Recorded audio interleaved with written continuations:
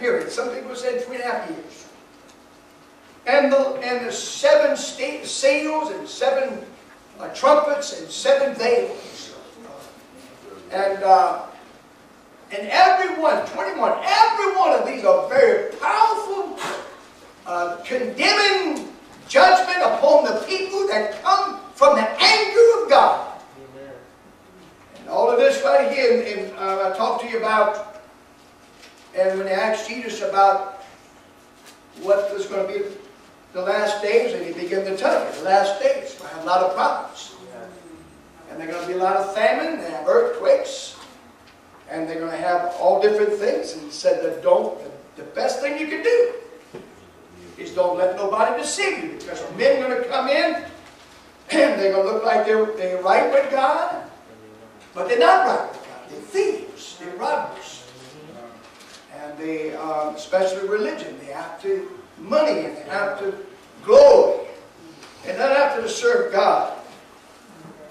Look over here in Revelation chapter 16.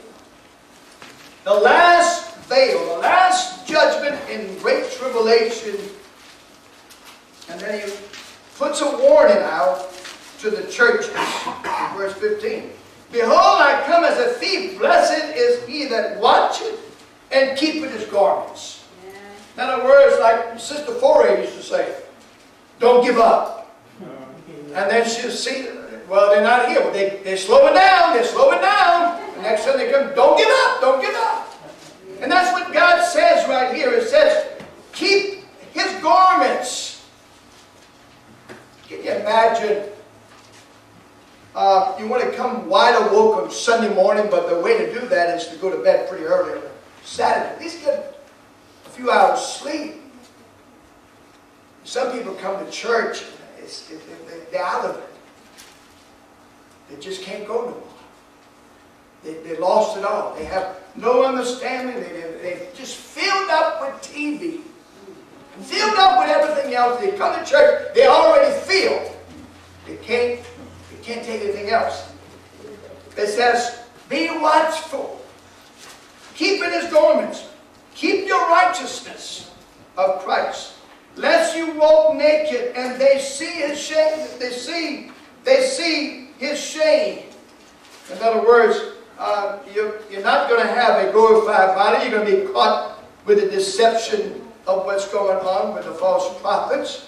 And he gathered them together into a place in the Hebrew tongue called Armageddon. Armageddon, the word means mount of slaughter. Some real tragic time. The last plagues, with all the different plagues, the last huge plague that's coming upon the world by God. By God. God knows everything. God allows things to happen. Believe me. I heard what this is. Huckabee said. After Pat Robertson said something about a curse, Huckabee said, well, I don't want to see that. I want to see the beautiful things about how the people are helping Haiti. And how God is using everybody to help them. Yeah. But I don't want to see that Pat Robertson going to them and make a judgment call that they've been cursed.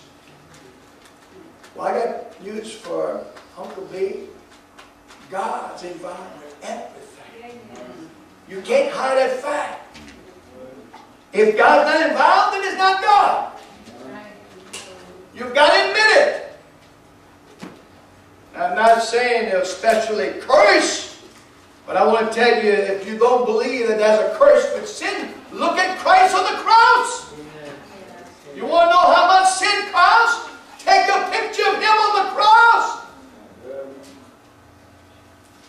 80% of it in Catholicism, 80%.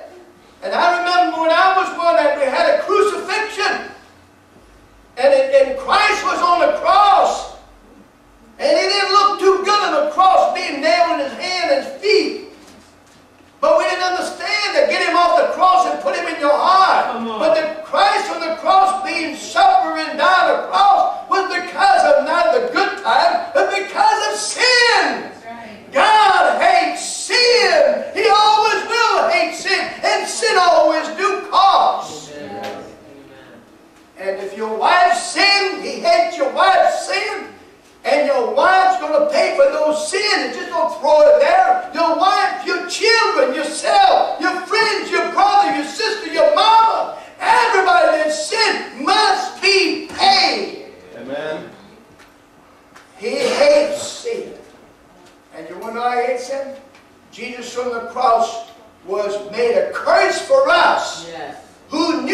sin, but that he might be the atonement for those who sin.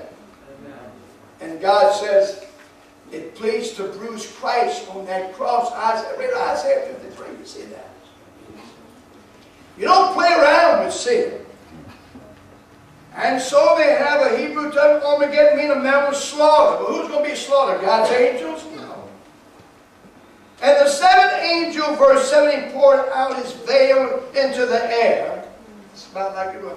And there came a great voice out of the temple of heaven from the throne, saying, it is done. What's done? There, I know what was done for me. And John 19:30 said, it is finished. And when the Lord gave up the ghost, he said, it is finished. Salvation, atonement was finished. Paid in full by Christ. Now it says it is done. What's done here? And there were voices and thunders and lightnings, and there was a great earthquake. Listen to this. Such as was not seen of men. Whereupon the earth so mighty an earthquake and so great. Well, God don't speak to us in earthquakes. No, he doesn't. Fires. And the wind, he speaks to us by a little small voice. That's true. But he's going to get your attention with the judgment upon the earth. I hope he does. The beginning of wisdom is the fear of God. Yes. Yes. It'd be a fool not to know that God's presence in everything that we know. When you say this, man made that earthquake. Man made that Katrina. You think so?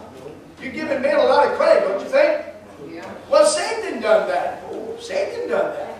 Well, cannot God stop Satan? I think God can. Who's in charge? I ask you, who's in charge? God. I said, God's in charge. Yes. Who owns the earth? I know man meddles in things that he shouldn't do, scientists. But God has a whip for those men too. Look, God can put an earthquake right in your own bed if you don't straighten up. I do like Job. Job says, he put a sacrifice in the altar. He said, God, if my children had cursed you and done something wrong in that party times, oh God, please forgive them. Please forgive them. Don't take the wrath on them. And he put a sacrifice, and guess what happened? The children are dead. Sin costs. And then it says, in the great, listen to this, the effects of this last judgment in a matter of 7 years or 2.5 years, 3.5 years. And the great city was divided. That city is Jerusalem. Into 3 parts. Well, it's divided in 3 parts now, religiously. Islam, Catholics, and what is it, Jewish? But it said that in that geographical area, that earthquake is going to affect that particular city. And then it says the cities of the nations fell. And it says the city of the nations fell. It means